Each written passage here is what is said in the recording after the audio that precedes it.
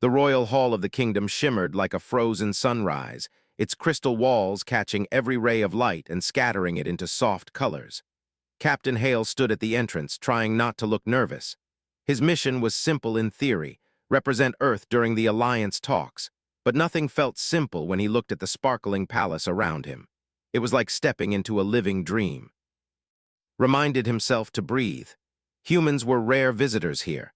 Every step he took echoed gently across the polished floor, watched by guards whose armor shone like liquid silver.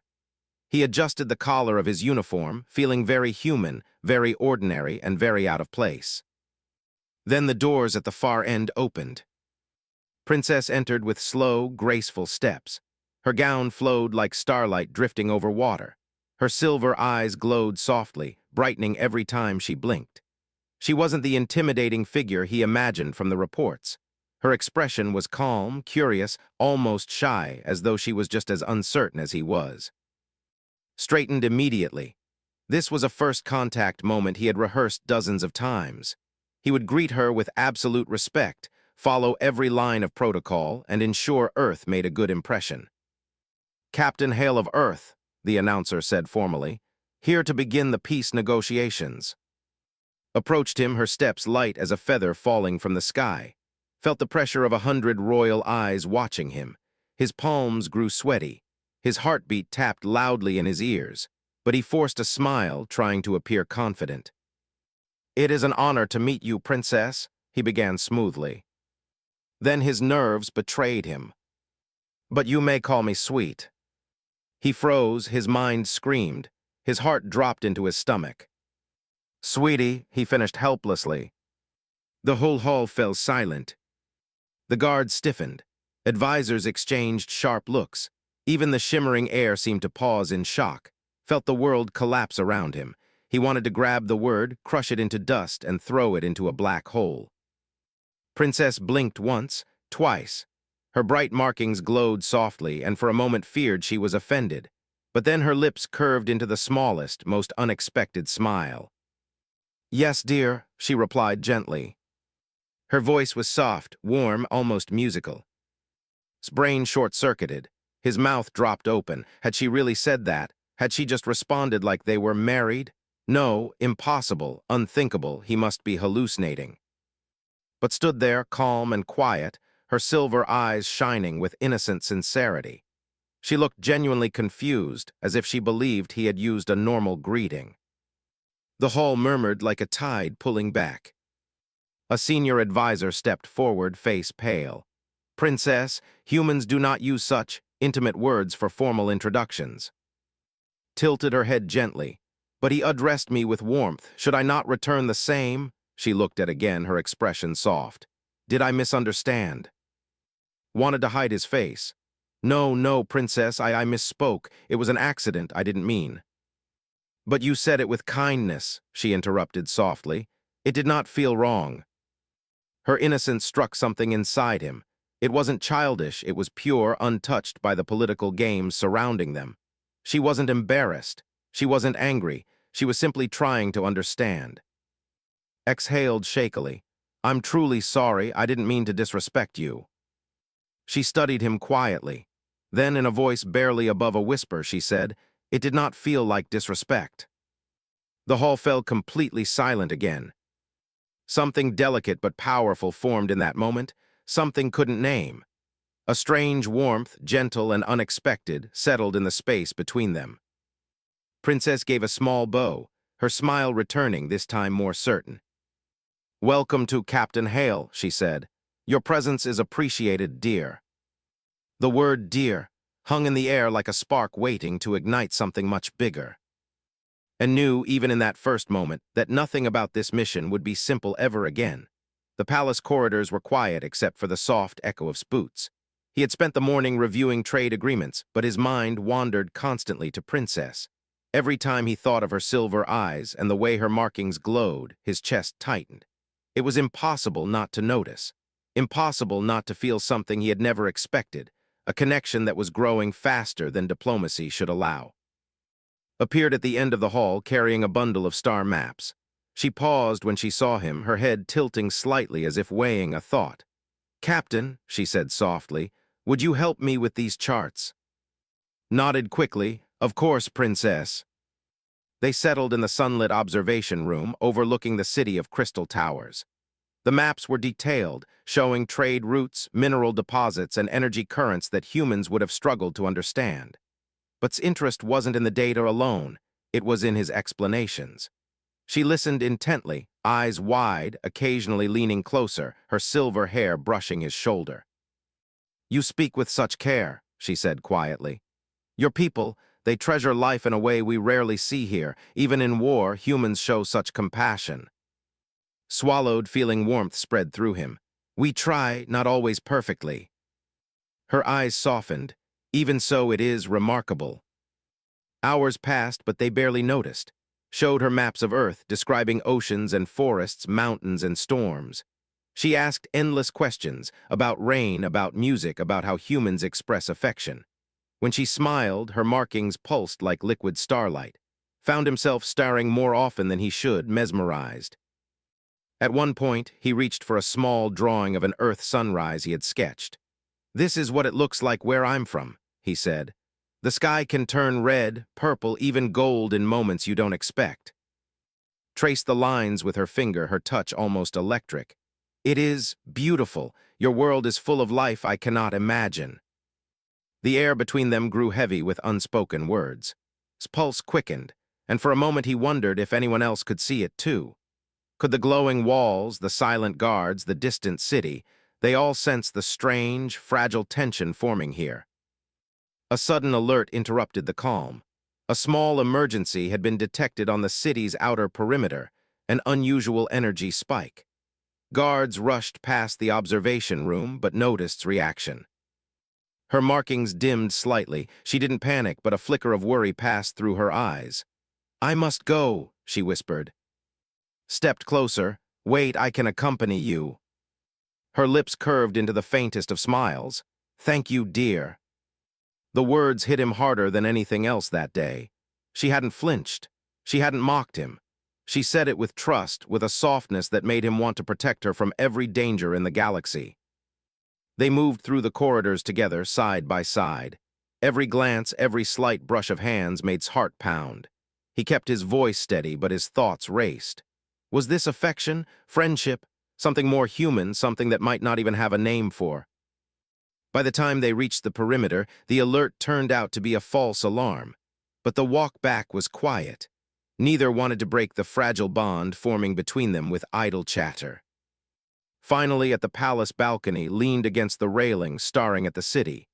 "I am glad you are here," she said softly, "even if the council does not understand us."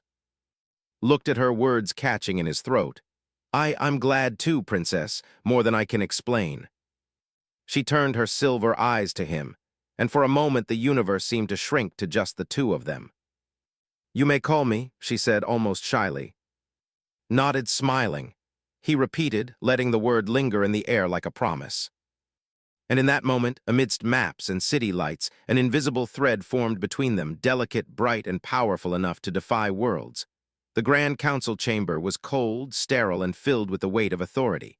Silver walls stretched high, reflecting the pale light of the ceremonial crystals. Captain Hale entered, aware of every eye on him. He had walked into royal courts before, but none had felt this tense. He could almost taste the caution in the air. Princess stood beside him, upright and resolute. Her markings glimmered faintly, betraying the faint unease she tried to hide.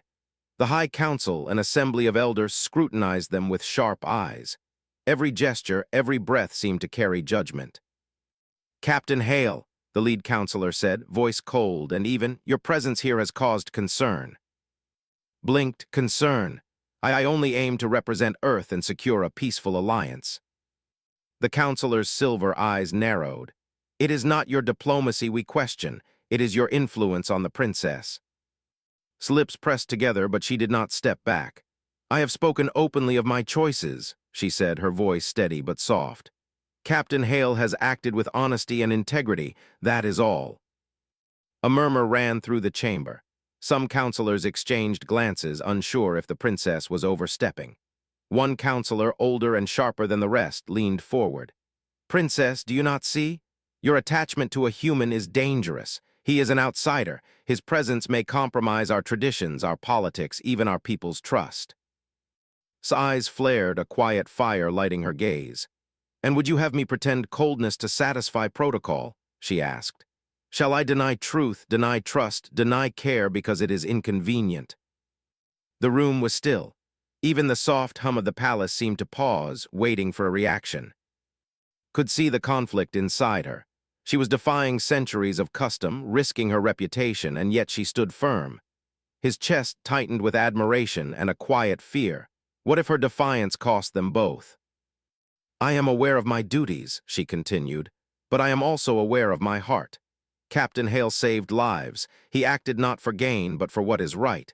If you see that as a weakness, then you do not understand courage." The older counselor's frown deepened.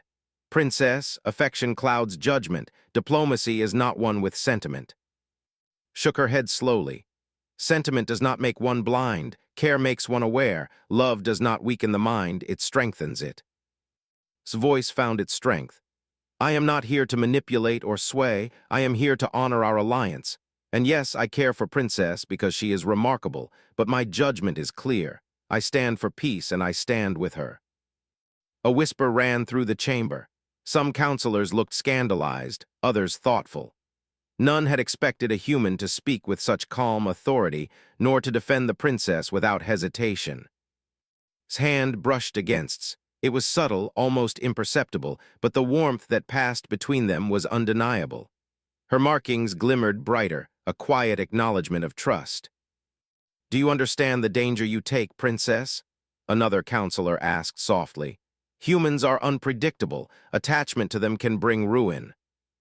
"I understand," she replied, eyes unwavering. "And I accept that risk. Captain Hale has shown me courage, honesty, and kindness, qualities I cannot ignore. I will not walk away from what is right simply because it frightens others." Felt a swell of pride and fear at the same time. She was not just the princess she was a force of her own, a light that refused to dim. And somehow, in defying the council, she had made a path for them both, however narrow it might be. As the council debated quietly among themselves and exchanged a small, meaningful glance, words were unnecessary. Their bond had grown beyond formality, beyond politics. It was something human and something unbreakable. And yet outside the chamber, the galaxy waited. Peace was fragile. The council's shadow was long. Danger, both political and personal, loomed ahead, but for now they stood together. And that was enough. The palace was quiet at first, the calm before a storm that no one could see coming. Captain Hale and Princess were reviewing the latest diplomatic schedules when the first alarm sounded, a shrill, piercing wail that shattered the serene atmosphere. Red warning lights flashed across the crystal walls.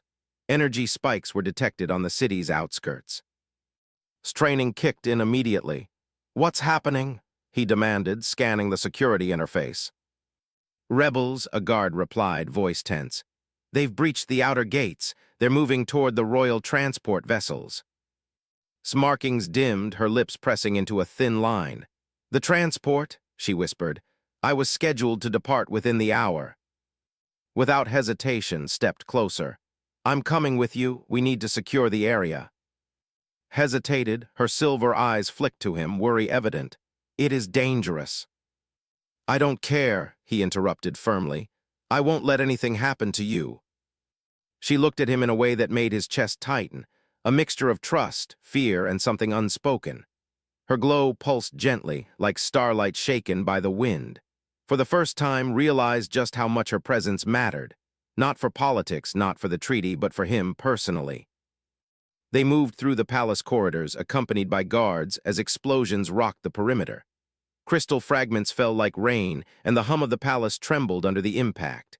Civilians and palace staff rushed past them, faces pale, eyes wide with terror. When they reached the landing platform, the chaos became immediate. A transport vessel had been struck. Smoke and flames poured from its hull. Screams echoed through the night air. Saw rebels approaching, energy weapons drawn, their intentions clear. "Princess," he shouted, "stay behind me." But did not move away. Her gaze met his, unwavering. "We face this together," she said quietly. The sight of her standing beside him, calm despite the danger, sent a surge of courage through. He gritted his teeth and charged forward, deflecting blasts, guiding the injured to safety. Then he saw her, a beam of debris pinning to the deck of the transport. Her markings flickered weakly. Panic gripped him, but he pushed it aside. He had to be strong. "Hold on," he shouted, heaving the beam with every ounce of strength he possessed. The metal groaned, but it gave way, collapsed into his arms, coughing, exhausted but alive. She gasped, eyes wide. "You came for me." "I told you," he said between breaths. "I'm not letting anything happen to you, not today." Tears shimmered in her silver eyes. She grasped his hand tightly, holding on as if he were the only thing keeping her anchored. "You risk everything for me." "I risk nothing that matters more than you," he said firmly. They were surrounded by chaos, but in that brief moment the world narrowed to just the two of them. Sparks from the wreckage illuminated her face, her glow returning stronger, brighter, alive with relief and something else, a warmth that reached deep into his heart. The guards finally cleared the remaining rebels, securing the platform. Helped to her feet, both breathing heavily, bodies marked by soot and scratches, but alive. "I never thought," whispered, "that someone would fight like that just for me." Smiled faintly, though his heart was still pounding. "You're worth it," he said softly, brushing a hand over her glowing markings. The moment lingered. No words could capture what they felt: gratitude, fear, awe, and something far deeper. The threat had passed, but their bond had been forged in fire, stronger than before, unspoken yet undeniable. As they looked out over the city, flames fatting into distant stars, both knew one truth. In a galaxy filled with politics, danger, and uncertainty, some connections were worth fighting for, no matter the cost. And had just proven that to Princess. The healing chamber was quiet, lit only by the soft glow of medical crystals. The smell of antiseptic and ozone hung in the air, mingling with the faint scent of luminescent markings. Captain Hale sat at her side, exhausted, soot-stained, and tense. Hours had passed since the attack, yet neither had moved from that room, as if leaving would undo the fragile sense of safety they had built in the chaos. Stirred, blinking slowly, her silver eyes focusing on him first before the room. She whispered, her voice fragile, unsure, "I thought you might not come." Shook his head, swallowing hard. "I wouldn't leave you, not for anything, not for all the rules or orders in the universe." Her lips trembled into a small, almost shy smile. "Even though the council may not agree, you came." "I didn't think," he admitted softly. "I just acted because it was right, because you mattered." Her glow pulsed lightly at his words, and for a moment the distance between them, the palace walls, the council, the galaxy itself, seemed irrelevant. She reached a trembling hand toward his, resting it gently against his knuckles. She murmured, "The council thinks it is unwise. They believe humans, you cloud my judgment." His jaw tightened. "If they think my presence can change anything in the wrong way, they don't understand the choices you make. They don't see what I see, how courageous you are, how strong, how true." His gaze softened and her markings shimmered brighter, pulsing in a rhythm that made his heart ache. "It is strange," she whispered. "How quickly you have become more than a diplomat, more than a visitor. I feel your presence like it anchors me." His throat tightened. He had never imagined he could feel so exposed, yet so alive. "You anchor me too," he said quietly. "More than I expected, more than I knew I could." Tears gathered in silver eyes. She swallowed, looking down at their hands linked together. "I did not anticipate this feeling or its weight. To trust someone so completely is terrifying, but to feel that safety is beautiful." Brushed a thumb over her hand. "You don't have to hide it, not with me, not ever. We don't have to follow the council's fears. We only need to be honest with each other." Her lips parted slightly and a soft laugh escaped her, a sound so delicate and unguarded that it made smile despite the tension still surrounding them. "Honesty, I am not used to this kind of honesty in diplomacy or in life. It is freeing." He leaned closer, careful not to overwhelm her. "I've been trying to protect you, not just from the rebels, but from fear, from pain. I don't want to leave space between us when we can stand together." Glow intensified, warmth spilling into the room, touching every corner. She tilted her head and met his gaze fully. "Then I will not let you leave. Not now, not ever. We are bound in ways the council cannot understand." Exhaled, feeling a wave of relief and something deeper, a quiet joy that filled every empty corner of his chest. "Bound," he echoed. "Yes, bound." She smiled, a small, radiant thing that made his heart stumble. "Then let us face the future together. Whatever the council says, whatever dangers arise, we face them as one." Nodded, swallowing the lump in his throat. "As one," he said firmly, squeezing her hand. For a long moment neither spoke. The room hummed with the soft energy of healing crystals, but to them it was silence. Safe silence, honest silence. And in that silence a bond was sealed. A bond not of politics, not of duty, but of trust, courage, and something far more human. Something yet entirely their own. For the first time since arriving in the palace, felt at home. And for the first time, allowed herself to believe that connection, affection, and care could exist without compromise. They sat together hand in hand as the galaxy waited outside, vast and unpredictable. But in that chamber, nothing else mattered. Only them. Only the quiet, unspoken truth that had begun to grow between them. The council chamber was colder than any battlefield Captain Hale had ever faced. Silver walls reflected the stern faces of the High Council, their expressions unreadable, their gazes sharp enough to pierce armor. Walked beside him, upright and dignified, yet there was a fire in her silver eyes, a quiet challenge that made even the oldest counselors pause. "Princess," the lead counselor began, voice like ice, "your recent actions with this human, they have caused unrest. Your attachment is dangerous. Diplomacy cannot allow emotion to interfere with protocol." Lifted her chin, her glowing markings pulsing softly, defying the chill in the room. "I do not act from emotion alone," she said calmly. "I act from truth, from honesty, and from courage. Captain Hale has proven himself loyal, brave, and unwavering. That is all I require." Felt the weight of the chamber pressing on him, but her words gave him courage. He took a steadying breath and stepped forward. "I am not here to manipulate, to deceive, or to sway the princess unfairly. I came to protect lives, to honor an alliance, and yes, to stand for what is right. That includes standing with her." A whisper ran through the chamber. The counselors exchanged glances, surprised that a human, an outsider, spoke with such calm authority. The lead counselor frowned. "You risk more than you realize, Captain. Your presence is unprecedented." His gaze softened for a brief moment, and she reached for his hand. The gesture was subtle, almost imperceptible to the council, but it carried a silent declaration. Together, they would face this challenge. "You speak of courage," another counselor said cautiously. "But your attachment, your bond with him could weaken your judgment. This is not merely personal, it affects future." His voice was steady, unwavering. "Strength does not lie in coldness. Courage is not the absence of care. I trust Captain Hale because he acts with honor. He is my choice, not a threat. If that endangers some, then they must learn that loyalty and courage are not crimes." The council murmured among themselves. Some were shocked, others thoughtful. None had expected a princess to speak so boldly, openly defying tradition in defense of a human. Could see the fear, pride, and admiration mingling in her eyes as she stood firm. "I have witnessed his actions," she continued, seen his bravery.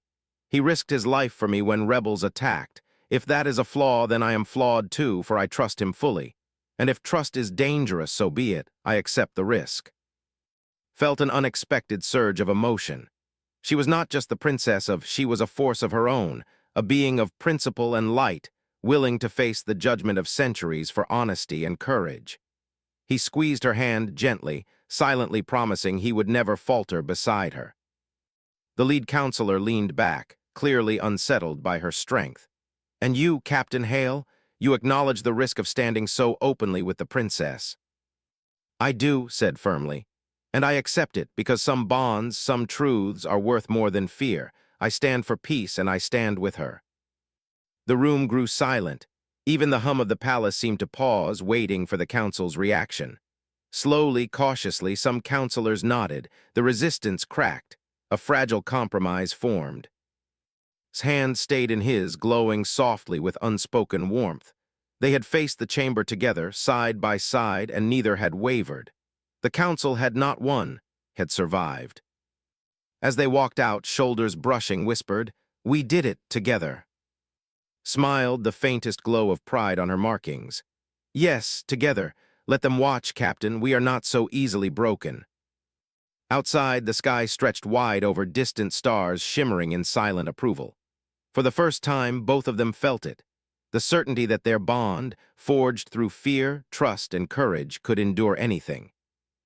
And no council, no law, and no fear could change that. The grand hall sparkled under the soft glow of ceremonial crystals, each reflecting light like tiny stars across the polished floor. The peace treaty between Earth and had been signed, yet the air still hummed with anticipation. Delegates and counselors milled about, exchanging formal congratulations, but for Captain Hale and Princess, the noise felt distant, almost irrelevant. Approached him slowly, her silver eyes brighter than ever, markings pulsing faintly with a gentle rhythm. She had spent the past days overseeing final arrangements, ensuring every detail of the treaty was perfect. Yet here, at the edge of the celebration, she seemed human, vulnerable, sincere, and entirely herself. She whispered, her voice carrying above the chatter, "May I speak with you?" "Always," he replied, stepping closer. His heart thumped in his chest, a mixture of nervousness and hope. They moved to a quiet balcony overlooking the city, where the lights shimmered like a sea of stars. A gentle breeze lifted strands of her silver hair and reached out instinctively, tucking them behind her ear. She didn't flinch. Instead, her gaze met his, steady and searching. "In my culture," began softly, "bonding is not merely a ceremony. It is a truth spoken openly, a connection acknowledged without fear." She paused, taking a slow breath. "When you called me sweetie on the day of our first meeting, it awakened something unexpected, something I could not name at first, but it was real." His lips curved into a small, nervous smile. "I remember. I wanted the floor to swallow me whole after that."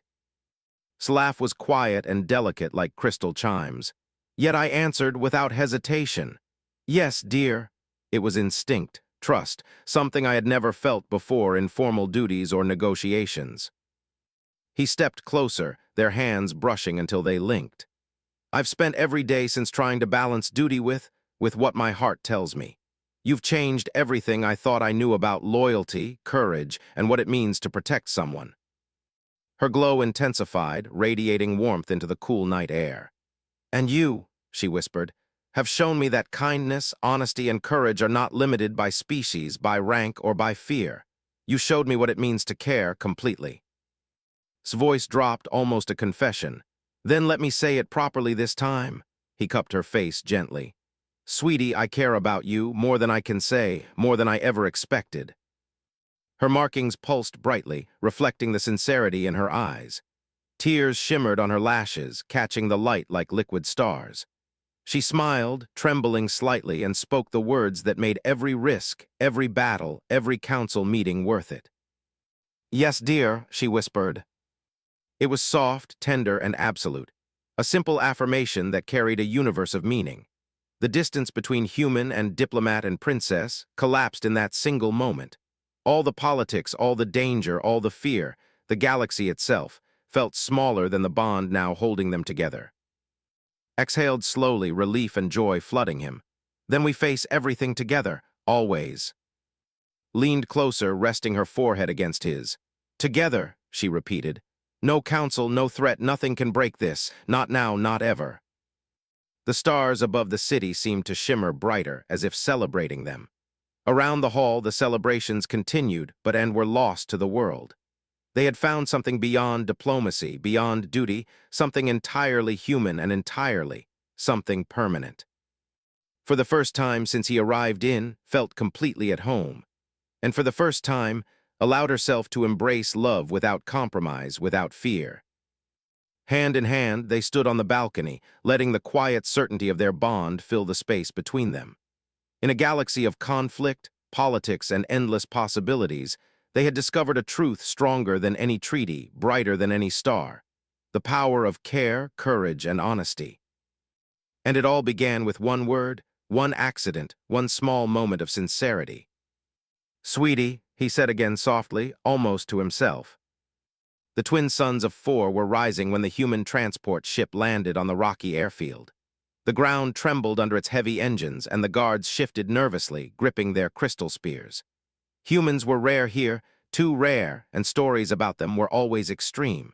Some said humans were unstoppable warriors. Others whispered they were cursed, carrying grief strong enough to burn planets. The young princess leaned on the balcony railing above the courtyard. Her violet eyes widened as the ship's door opened. Out stepped a tall, battle-worn human in dark armor. Captain Elias Ward. His face looked carved from stone, and a long scar crossed his left cheek like a thin, pale thread. Studied him with a mix of curiosity and boldness. "So this is the famous human warrior," she whispered to herself. "He doesn't look that scary." She expected him to roar or stare down everyone with arrogance, but he only carried a quiet heaviness as if each step cost him something. His helmet hung at his side, scratched from past battles. The guards reacted like frightened animals when he passed, stepping back even though he did nothing threatening. Was young, bright, and full of mischief, and she loved testing limits. She cupped her hands around her mouth and called out, "Hey, human, did your armor survive a war or did you fall down a hill?" The guards gasped. One whispered, "Princess, no, humans don't like insults." But Elias just paused and lifted his head.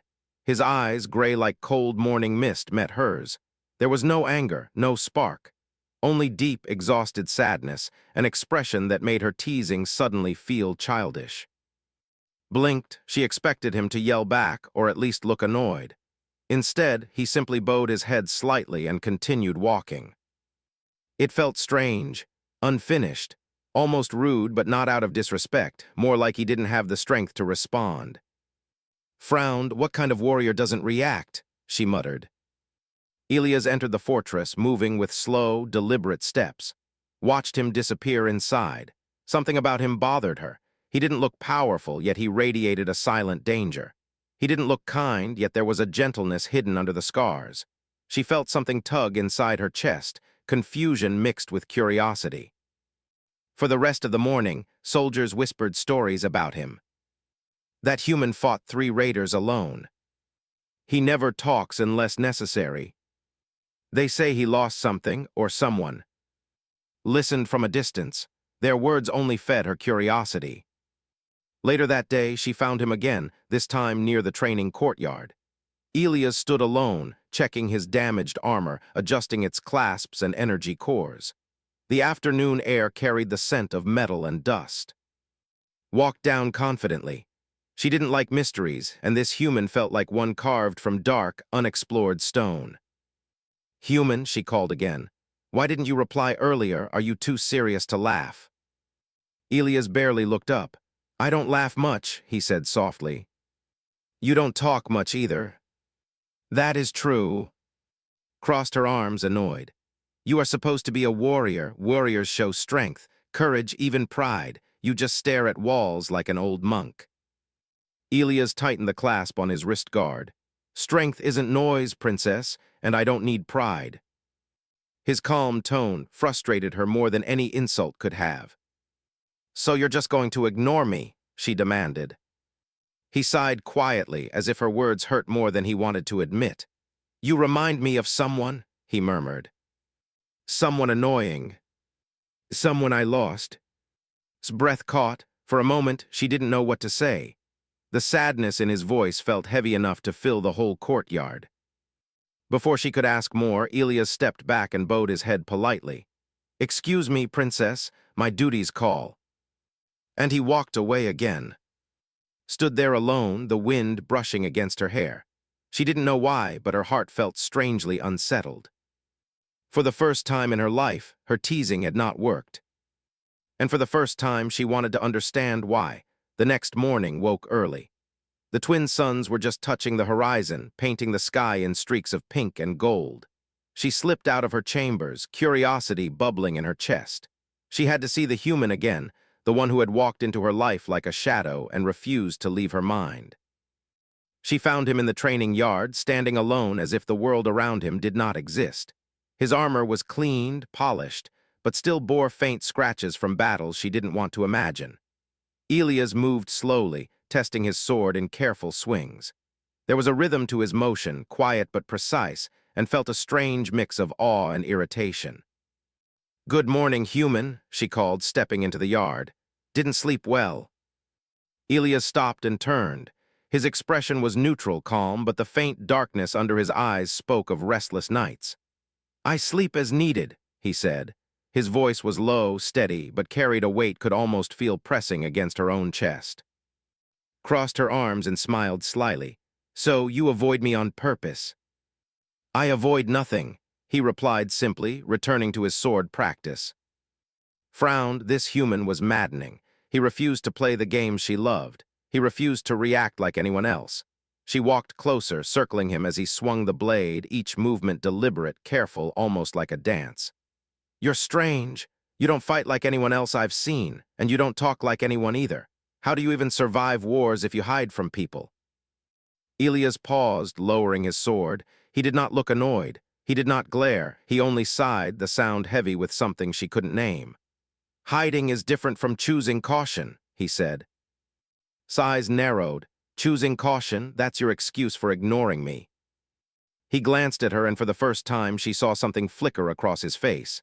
Not anger, not fear, something older, something buried. "I do not ignore you," he said softly. "I simply observe." His heart thumped, confused by the words. It was unlike any answer she had ever received. Most beings would fight with their tongues, lash back with insults or laughter. But this human, this strange human, was calm, almost untouchable. She wanted to anger him, to see a reaction, and yet she felt suddenly hesitant. For hours she tried to draw him out. She threw questions, silly taunts, even feigned accidents to make him react. Nothing. He moved around her like a silent shadow, never speaking more than necessary, never looking directly into her eyes for too long. By mid-afternoon, she felt frustrated and strangely tired. She sat on the edge of a stone fountain, watching him rest against a wall, cleaning his blade meticulously. The sunlight caught his hair and armor in a way that made him seem almost ethereal, like a being out of place in her vibrant, chaotic world.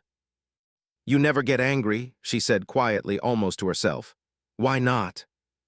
Elias did not answer at first. Then he looked up and his gray eyes met hers, calm yet burdened. "Anger is easy, patience is harder, and patience can save lives." His chest tightened. Those words, they carried history, pain, wisdom beyond her years, or maybe beyond her understanding. For the first time, her teasing felt empty. She realized she had been searching for amusement but had found something else. "Do you ever miss your home?" she asked softly. He closed his eyes briefly, the motion subtle. "Every day," he admitted, "but some things we leave behind must remain memories or they will destroy us." Did not know what to say. She had expected a fight of words, laughter, maybe anger, but not this. Not sorrow hidden behind discipline, not the kind of strength that did not boast or demand attention. For the first time, felt a strange respect for him, and beneath that, a shiver of worry.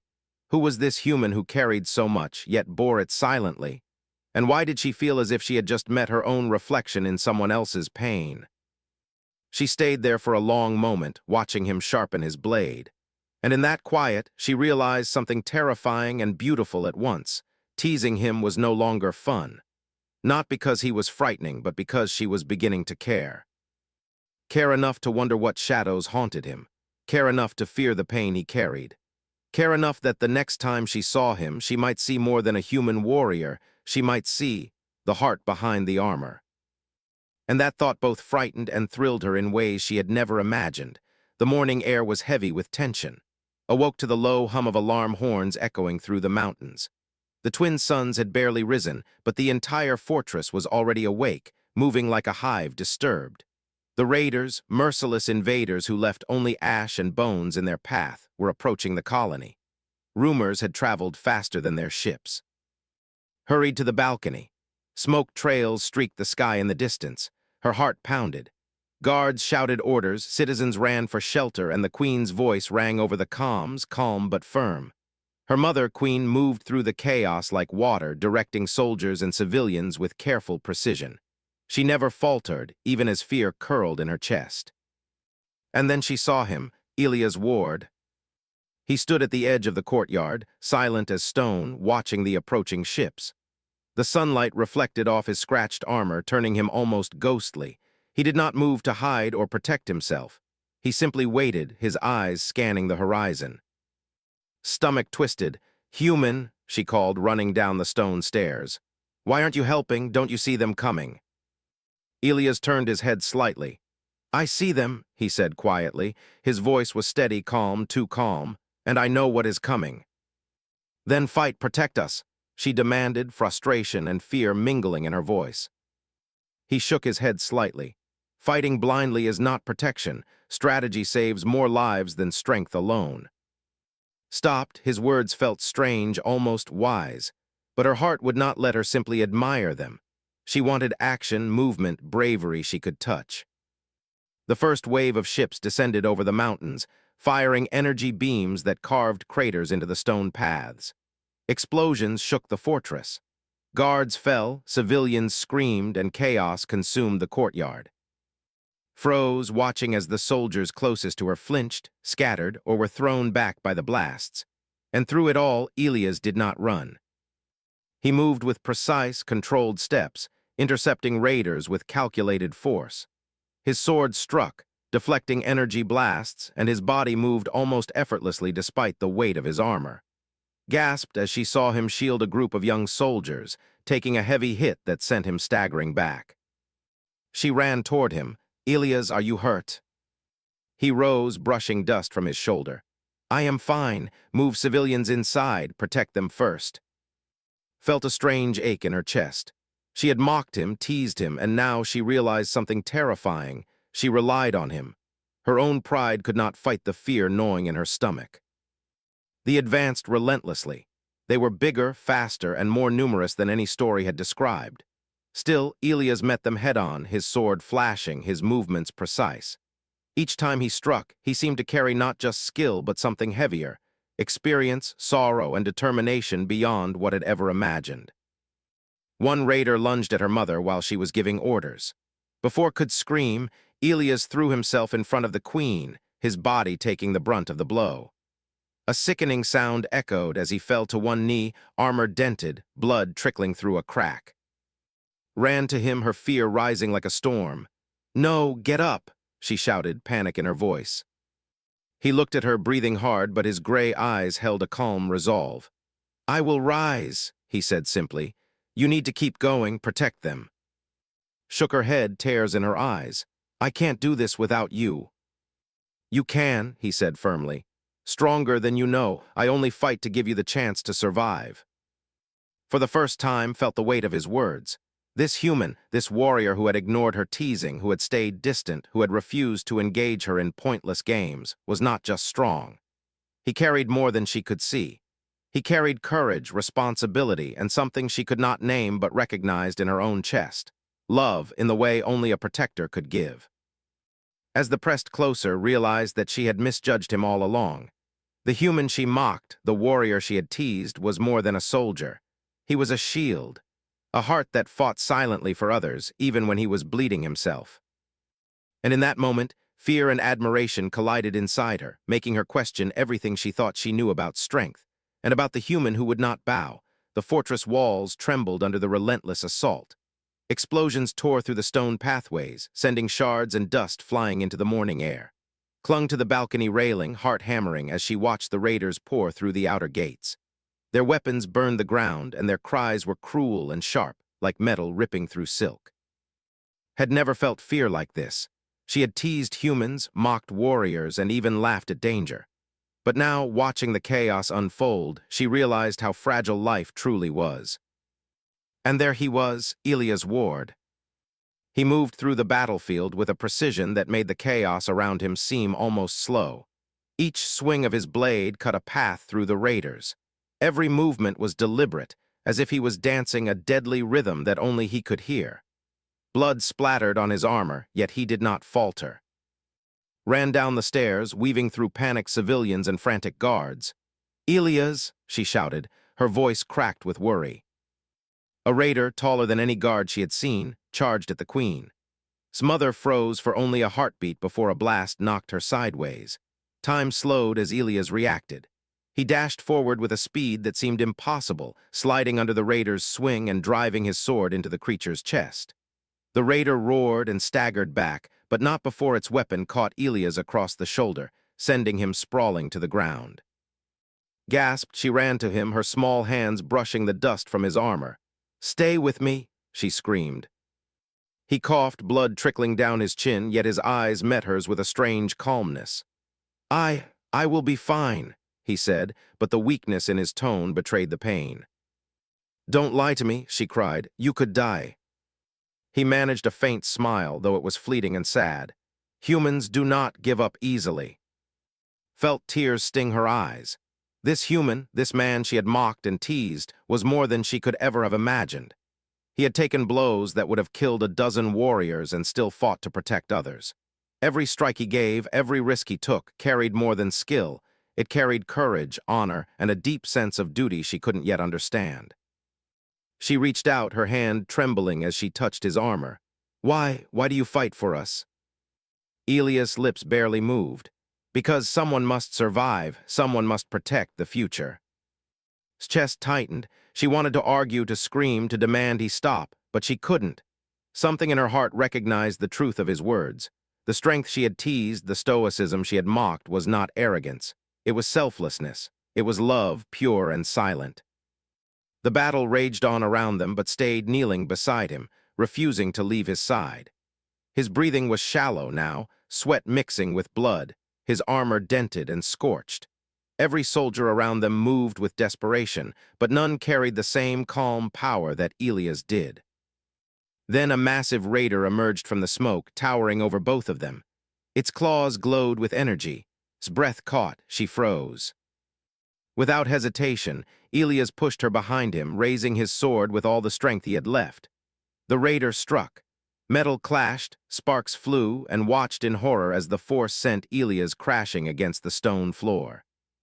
For a long moment, he did not move. Screamed, "No, stay with me, please." The soldiers finally managed to drive the raider back, but the damage was done. Elias lay still, his armor broken, his body battered, and his breathing shallow. Panic clawed its chest. She had mocked him, teased him, avoided understanding him, and now he was at the edge of life and death. She cradled his head, tears streaming down her face.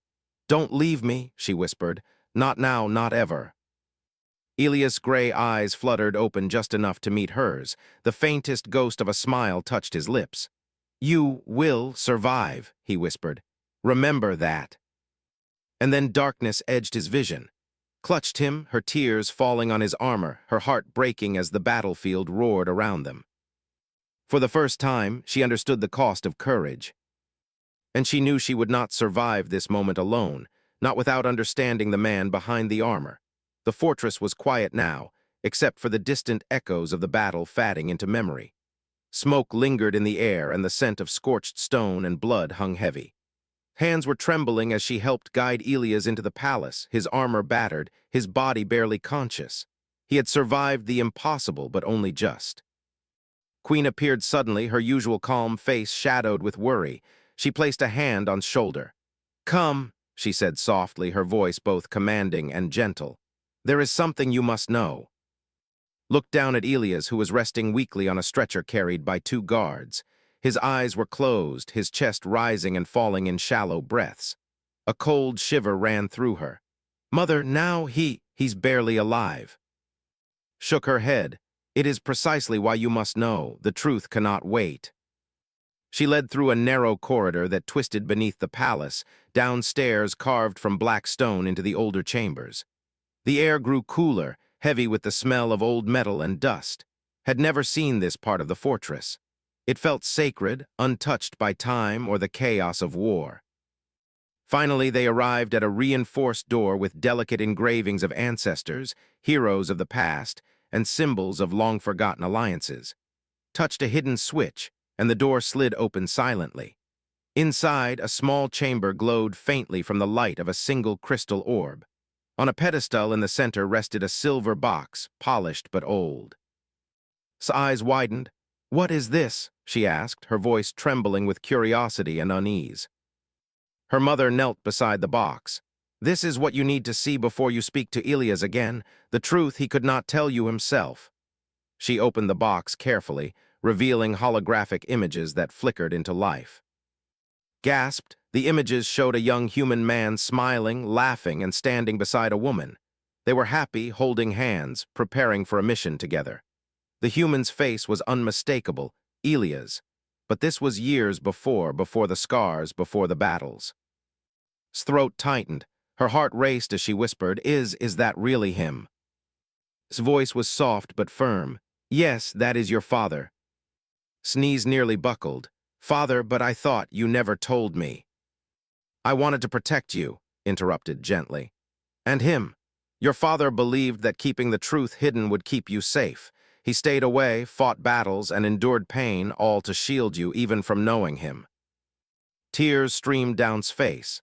Memories of Elias, his calm presence, his distant sadness, his patience, and his unwavering protection during the battle, flooded her mind. Every moment of teasing, every question ignored, every step she had taken toward him now carried a new weight. He knew," she whispered, barely believing it. "He knew I was his daughter." "Yes," said her voice, trembling slightly. "And he never faltered. Even when you mocked him, even when you challenged him, he protected you, because he loved you more than life itself, though he could not speak it aloud." Sank to the floor, feeling the weight of truth settle in her chest. The warrior she had teased, tested, and misunderstood was not just a protector or a stranger. He was family. A soft flicker on the hologram caught her attention. It showed Elias holding the woman's hand tightly during a battle simulation, whispering promises she could not hear. Tears fell freely now. "All this time, I judged him. I didn't understand him. I didn't know." Knelt beside her, placing a gentle hand on her shoulder. "Understanding comes with the truth. You will have time to speak with him, to learn from him, to know him as a daughter should. But first, you must heal yourself so you can face him without fear or anger." Nodded slowly, swallowing hard. Her heart felt full, yet broken in ways she couldn't yet name. She had discovered a secret that changed everything. The human who had captured her attention, who had endured her teasing, who had fought through death for her safety, was her father. For the first time, she realized that courage was not just swinging a sword or facing enemies. It was surviving loss, carrying pain, and protecting others in silence. Elias had done all of that, and now felt a new kind of courage rising inside her. The courage to face the father she had unknowingly tested and to rebuild a bond that had been hidden beneath years of secrets and sacrifice. She rose slowly, brushing tears from her cheeks, and looked at her mother. "Show me the way. I need to see him." Queen nodded, her eyes soft with understanding. "Then come. It is time to meet your father, the man who never left even when it seemed he had." And together they left the hidden chamber, walking toward the room where a warrior, a protector, and a father awaited. Footsteps echoed softly through the palace corridor, her heart hammering in her chest. Each step toward the medical wing felt heavy, yet inevitable. She had seen Elias fight, protect, and bleed for her and her people. She had learned the truth about him, the hidden bond she never knew existed. And now she had to face the man who was more than a warrior, more than a hero. He was her father. The door to the medical wing slid open silently. Inside, the air smelled of antiseptic and herbs, faintly sharp, faintly comforting. Elias lay on a reinforced bed, his armor removed in parts, bandages wrapping his wounds. Machines hummed quietly, measuring every heartbeat, every shallow breath. Even in this weakened state, he radiated strength, a calm, quiet strength that made his chest tighten. She approached slowly, unsure whether to speak, to touch, or simply to stay frozen in awe. Finally, she sat beside him, her hands hovering over his. "Father," she whispered, her voice trembling. Elias' eyes fluttered open. Gray eyes, tired but steady, focused on her with an intensity that made her heart ache. Recognition sparked across his face, and the faintest smile appeared despite the pain. He murmured, his voice rough and weak. She swallowed hard, tears welling in her eyes. I didn't know. I teased you. I didn't understand." He reached a trembling hand, barely moving it toward hers. I always knew," he whispered. "Even when you mocked me, I saw the spark inside you. The courage your mother carries, you carry too." Felt a lump in her throat. "Why didn't you tell me? Why did you stay so far away?" Elia's eyes darkened, shadows of old pain crossing his face. "I thought if you knew it would change everything. I wanted you safe from knowing the dangers from the pain I carry. I thought distance was protection." Shook her head, tears streaming freely. "You suffered alone all this time for me." He coughed lightly, wincing from the pain. "For you and your mother and your people, strength is useless if it can't protect those who matter most." Her hand finally brushed against his. It was small compared to his, yet warm, and her chest ached in a way words could not express. "I was scared," she admitted. "I didn't know how to face you. I didn't know how to forgive myself for teasing you, for misunderstanding you." Elias' lips curved into a faint, tired smile. "You don't need forgiveness, only understanding, and now you know." The room was silent except for the soft beeping of the monitors. Stayed there, her forehead brushing his arm, feeling his steady heartbeat beneath her palm. She realized that this man, the human warrior she had mocked, challenged, and avoided, was more than a soldier. He had carried years of battles, grief, and sacrifice without complaint, and all of it had been for her. "Can you tell me about your life?" she asked softly. "I want to know everything, not as a princess or a soldier or a girl who mocked you, but as your daughter." Elias' eyes softened, a glimmer of something almost like relief passing through them. "I can, but it will be slow. You need to hear the truth in pieces, every scar, every battle, every loss." Nodded, "I'll listen. I want to understand you, and not just as a warrior, but as my father." A quiet smile touched his lips, faint but genuine. "Then we will start now, together." For the first time in years, Elias allowed himself to relax, even slightly. The burden of secrecy, the weight of unspoken love and protection, felt lighter because was here. She had come not with judgment, not with mockery, but with curiosity, courage, and a readiness to understand. Pressed her forehead closer, tears falling silently onto his arm. "I promise I'll stay, I'll learn, I'll be your daughter the way you deserve." Elias' fingers twitched, a weak but deliberate motion to hold hers. "And I will be your father," he said softly, voice thick with emotion. "Finally, you know who I am." The machines continued their quiet hum, the battle outside now distant in both time and memory. And in that room, a warrior and his daughter sat together, slowly bridging years of silence, distance, and sacrifice with the first words that mattered most. Words of recognition, forgiveness, and love. For the human who had once been a mystery, a teasing target, and a distant protector was now someone she could hold on to. A father, a hero, a man who had survived wars to meet her, and finally she could survive understanding him. And in that small room, a fragile, powerful bond began to bloom, a bond that neither fire nor war could destroy. The battle was over. The fortress walls still bore the scars of the assault, and smoke curled in thin ribbons above the shattered gates. Soldiers moved cautiously among the ruins, helping civilians and checking the wounded. The colony had survived, but at a cost. Walked slowly through the courtyard, her eyes fixed ahead. Her steps were lighter than before, yet weighted by the events of the past days. She had discovered truths she never imagined, faced fears she could not have named, and had come to see the human warrior, her father, not as a stranger, but as someone she could finally call family. Elias had recovered enough to sit in the garden outside the palace. His wounds were bandaged, his armor repaired in parts, but the fatigue still clung to him. Approached quietly, noticing the way he looked out at the twin suns, lost in thought yet aware of her presence. "Father," she said softly, stepping closer. He turned his head, gray eyes meeting hers. A small, tired smile appeared on his lips. He said, voice low but warm, "You came." "I did," she said, kneeling beside him. "I wanted to see you, and not as a warrior or a soldier or someone I teased, but as my father." Elias nodded slowly, reaching out a hand. Took it, feeling the strength beneath the scars, the warmth beneath the armor. The silence between them was gentle, not awkward, not tense, just full of understanding. Queen joined them in the garden, placing a soft hand on shoulder. She had watched her daughter grow from a curious, mischievous girl into someone capable of facing truths that most could not bear. And now, here they were, three lives intertwined by courage, sacrifice, and love. The wind whispered through the leaves, carrying the scents of the wildflowers that had somehow survived the bombardment. The twin suns shone golden, casting long shadows over the garden.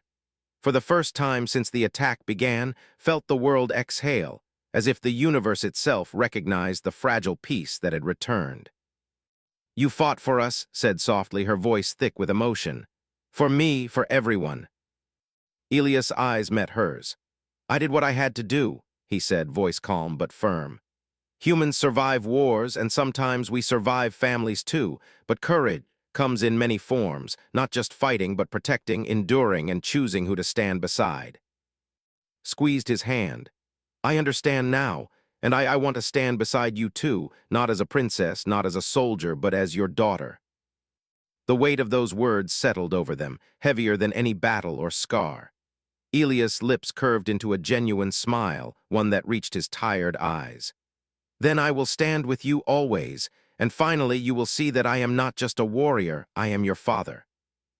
For the first time, allowed herself to lean against him, to feel the steady heartbeat beneath her hand. She felt the love, the protection, and the quiet strength that had kept her alive through battles she barely understood.